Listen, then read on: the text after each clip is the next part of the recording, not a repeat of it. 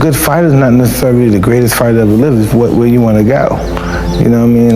A good fighter is just to be diligent and committed and disciplined, doing what you hate to do, but do it like you love it. You know, always testing yourself and forcing yourself to the limits. You know, if you know you if you love women, then deny yourself that.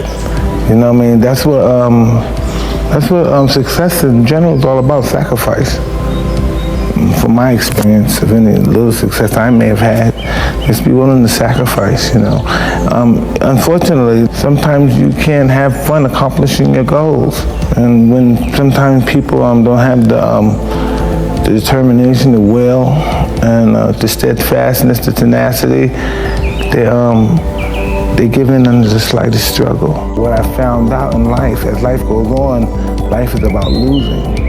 As we get older, we lose our hair, we lose our teeth, we lose our mothers, our fathers, our sisters, and but it's the ones who overcome, they're lost in life and shun away adversity and always willing to fight it. Every particular moment in life are the ones that are able to transcend and be able to spread the word to other people who's in that same particular genre as they are.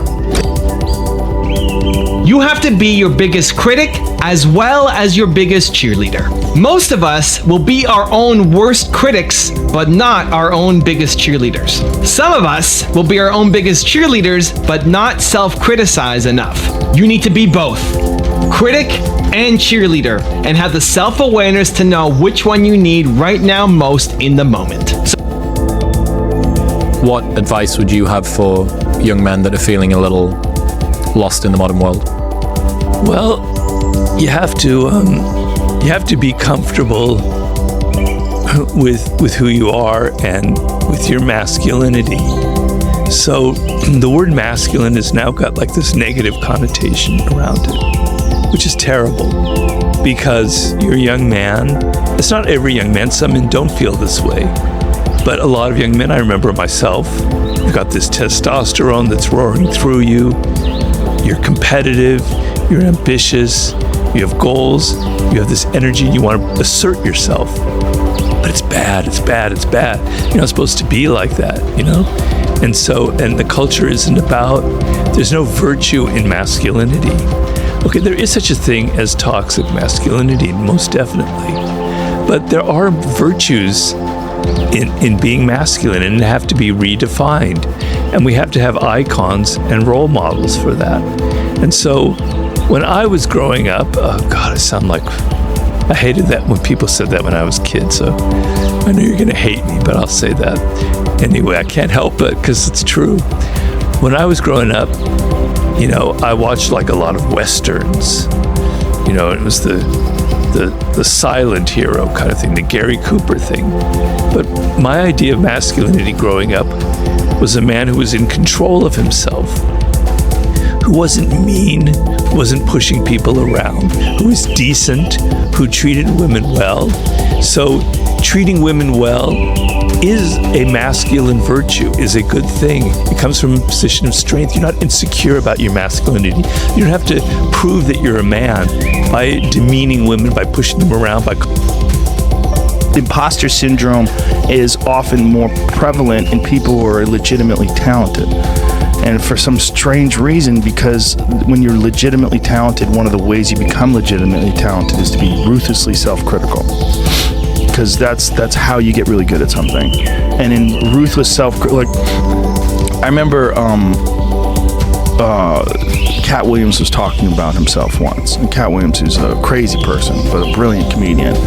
And he said something that I've always thought. And he's like, I'm not a fan of me. And he goes like, I don't particularly like me. You know, it's like, that is why he's great. Because that makes you work so hard.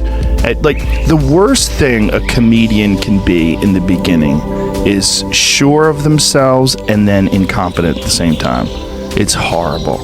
It's horrible because you're not good, but you think you're amazing. And then you understand, you don't know why the world doesn't think you're amazing. Because you think you're great, because you're delusional. You have this sort of artificial image of the world that you've put up, and in the world you are the center. You are the center, and you want everything to evolve around you. Imposter syndrome exists because your ego won't, like, your mind understands that your ego will f this up. If you let your ego say, "Oh, I'm the fucking man," you're gonna ruin this whole thing. Like, you have to be aware of what this is. Like, this ride requires you to stay within a certain frequency. You have to stay inside that frequency. As soon as you start going, "Yeah, everything's awesome," it all goes away. All of it goes away. You have to stay inside that frequency, and that frequency is not a frequency where you're very pleased with yourself. That 9 out of 10 is something that is amazing or something really bad. At the end of the day, you have to look at that list. You have to look at what you did for the day and ask yourself, are you proud of the effort that you put in? I think we're way too easy on ourselves. I think too often we're just too easy on ourselves. We're not a harsh enough critic on ourselves that you know you're capable of doing more. And so for me, I'll default to 95% of the time, I'm my critic. It's based off of a pillar of love, right? At the foundation is self-love. When you love yourself, you can be way harder on yourself than other people are. I think we should be hard on ourselves 95% of the time. And then 5% of the time, you have to be actually more gentle on yourself. 5% of the time, you got to figure out, you know what? I did a good job. I'm proud of what I did today. When you're feeling really low and in the hole and borderline depressed, getting hard on yourself isn't going to work. Right? It just further creates depression. So that's when you need to be gentle on yourself. You need to pat yourself on the back more and say you're doing the best that you can. Sometimes that means just getting out of bed is doing the best that you can. Again, when I broke my neck, just getting out of bed was the best that I could on some days. But more often than not, you can go harder. You can do more. You need to be your own biggest critic more. So that's the balance. It's being both your biggest cheerleader and your biggest critic, and having the self-awareness to know which one you need more right now in the moment to help you move forward. So how do you... It's good to treat other people the way you would like to be treated yourself. It's like a golden rule, and there's a reason for it, and that reason is that we're connected. Okay, here's my 3-step process on how you can be your biggest critic, biggest cheerleader, and know the difference between them. So step number 1 is a pillow test. And the pillow test is asking yourself before you hit your head on the pillow at night. So tonight, before I'm gonna go to bed, I'm gonna ask myself, am I proud of my effort? And this is a great check-in every single day, because you may not have gotten the results. What the world is judging you by in terms of how many followers you have, or revenue coming in, or dollars in your bank account, or all the things, all the results that you're being judged by yourself, by your peers, by your friends, by your family, by the people in your industry. It's easy to get lost in those. Are you proud of your effort? Ask yourself every night, are you proud of the effort that you put in today? Yes or no? Or if you want to do it like Alex, a scale out of 10. Number 2, ask yourself, do I need to be harsher on myself or more gentle on myself? Is today the day that I need to beat myself up and say, I need to do a better job? Or today the day I need to be a little more gentle on myself and say, it's okay, I fell off the wagon, I'm gonna get back on and do it. Which one do you need? Learning to ask yourself those 2 questions. Am I proud of my effort? And do I need to be more gentle or harsher on myself? And learning the difference and applying it on a daily basis will change your life. And then step number 3 is, what will you do differently tomorrow? So it's a daily check-in. It's a daily check-in to figure out, are you proud of yourself? Do you need to be harsher or more gentle on yourself? And then what's gonna change tomorrow? How will I show up differently tomorrow? How will I apply more of my max effort tomorrow? And if you did that process even tonight, you'll notice it on a one-up. You'll notice, you ask yourself that question tonight. Tomorrow will be better. Tomorrow will be maybe massively better, but at least slightly better.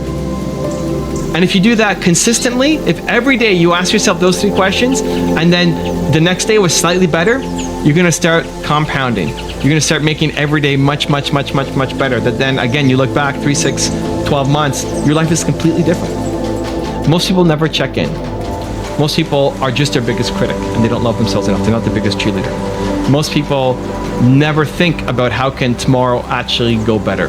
Most people never think to reward the effort. Most people never think to reward themselves and tie their self-worth and how proud they are of the effort that they're putting in. That's why most people aren't happy. That's why most people aren't chasing their dreams. That's why most people aren't getting the result that they want in their life. Follow that 3-step process and your life will change. Take the pillow test. Rank yourself for how proud you are of your effort. Ask yourself if you need to be more harsh or more gentle on yourself, and then ask yourself what will be different tomorrow. 3 steps to change your life. Now I've got a really question of the day. I want to know, so far up to today, you still have time before you go to bed, unless you're watching this in bed, but so far up to today, out of 10, how would you rank your effort? And where do you want to be by the end of the day? And what do you need to do to get to a 10? Let me know. Put it down in the comments below.